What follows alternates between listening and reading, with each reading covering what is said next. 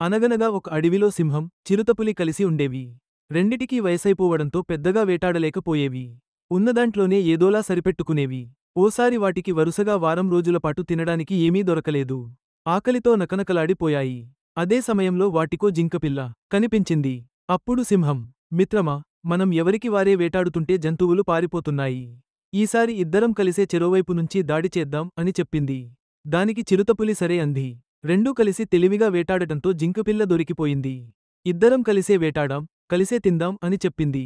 దానికి సింహం ఒప్పుకోలేదు. మాటామాటా పెరిగింది. అసలు నీకు వాటానే ఇవ్వను. మొత్తం నేనే తింటాపో అని ఉరిమింది చిరుత. ఈ గొడవంతా చెట్టుచాటు నుంచి ఓ నక్క గమనించసాగింది. అసలే వృద్ధాప్యం, ఆపైన ఆకలితో అలమటిస్తున్న ఆ రెండూ ఎక్కువసేపు పొట్లాడుకోలేవన్న విషయానికి దానికి అర్థమైంది.